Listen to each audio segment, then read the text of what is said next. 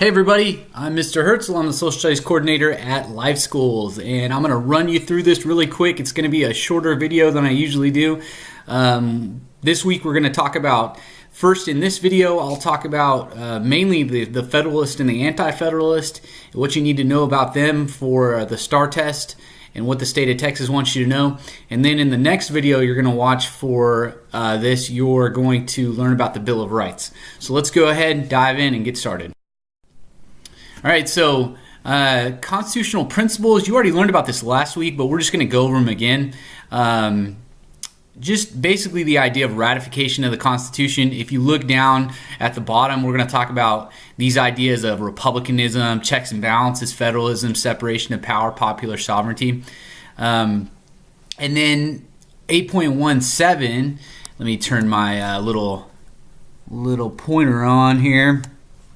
So 8.17 is going to, 8.17a is going to talk about Federalist and Anti-Federalist, and the same thing with 8.15. So the main thing we're going to talk about is Federalist key feature of the Constitution. This should be a review from last time, but you have the Great Compromise, which remember was it was a compromise between the two plans that one was good, it was good for bigger states, and one was good for smaller states, and they came together and put them together and said, okay, the Congress will be based on population, and the Senate will be based on 2 representatives per state.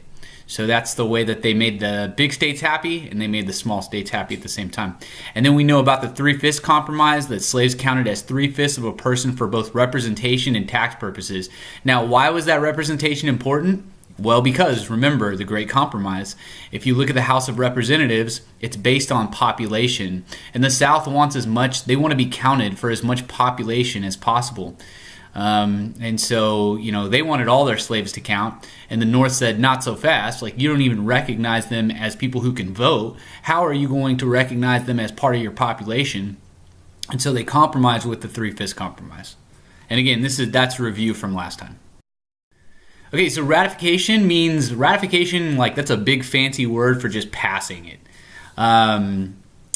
Passing the Constitution. So 9 out of the 13 states had to approve the Constitution.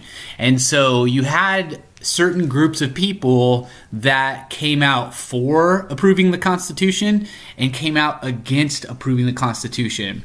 So the Federalists are the people who wanted to pass the Constitution as it was written at the Constitutional Convention in 1787. They said, hey, the way we wrote it is awesome. We don't need to add anything to it. It's perfect the way that it is. We need to pass it just like that. And so they knew, like right when the convention was finished, they knew right away that certain people were not going to like what they had made, what they'd come up with. So they decided right then, Alexander Hamilton, James Madison, and it should say this on here, John Jay, wrote the Federalist Papers. And what that is they just wrote a bunch of arguments for why the Constitution was awesome, and they sent them to newspapers. And those are called the Federalist Papers. And so now we look at those as like you could buy a book with all of them in there, but all they were back then were just a bunch of letters to newspapers that newspapers would go and print. And they were just arguments for the Constitution. And so again, these are the same guys some of the same guys who helped to write the Constitution. So, they're going to have pretty good arguments for why the Constitution is great. But on the other side, you had people who didn't agree with the Constitution, and those are called Anti-Federalist.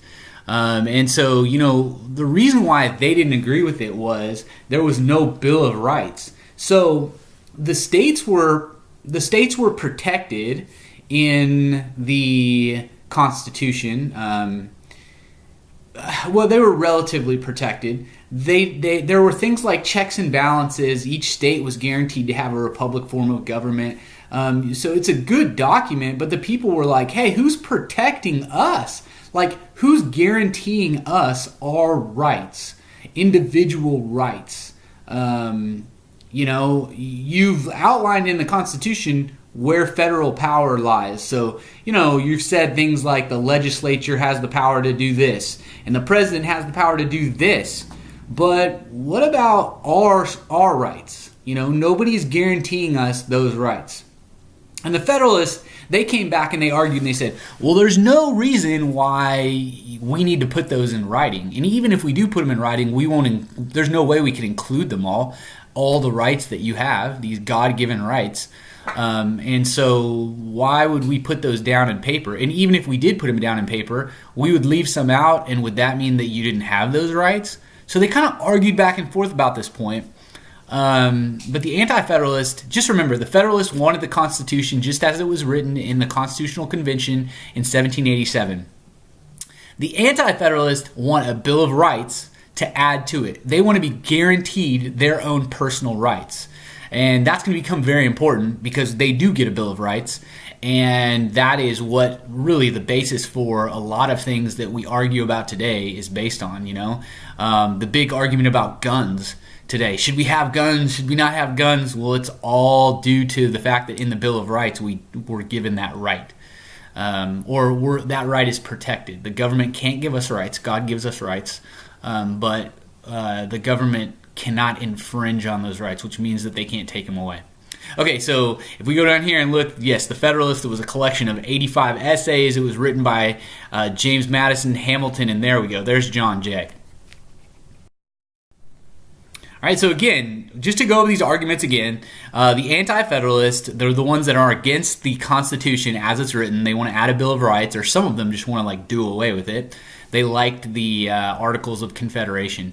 But they feared the government would serve the interest of the rich. They doubted that the central government could run a large country.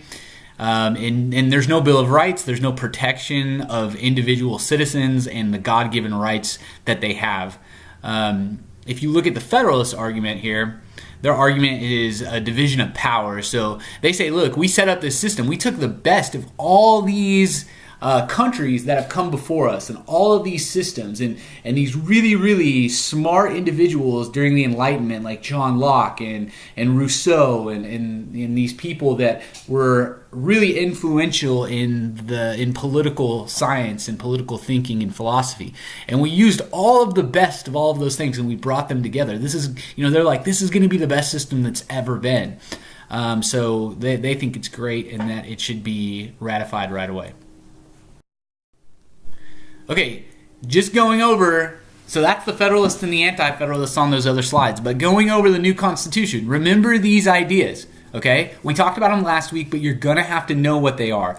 So popular sovereignty is rule by the people. So popular sovereignty is like Tuesday, I went and voted in Waxahachie. That is me exercising popular sovereignty. What does popular sovereignty mean? It means, when someone's popular at school, it means that a lot of people like them. A lot of people are like, hey, that's a good person. I like that person. It's basically the opinion of the majority or the opinion of the people. And that's what popular sovereignty is. It's the opinion of the people when deciding things about government. Federalism is power divided between the federal government and the states. So there's always this idea, should the federal government have more power? The central government have more power? Or should the states have more power? And how do we balance those things out? And then the idea of the separation of powers between our branches of government, the executive branch, the judicial branch, the legislative branch down here. All right, it also calls for checks and balances. It's a great thing about our system. Each branch of government has the ability to limit the power of the other. So there's certain things that only the president can do, and there's certain things that only Congress can do. A great example, no bill that has to do with money can come out of anywhere except the Congress. It can't even come out of the Senate. It has to originate in the Congress. Okay, that's a power. They say that they hold the purse strings in the government relationship. They have the power of the purse. Each one of these branches of government has certain things that they can do that the others can't. And so they have to kind of work together, but they can also veto each other. They can also basically hold the other one from having too much power, and that's very important. No branch of government ever has too much power in our system. It's split. All the power is split between the different branches of government.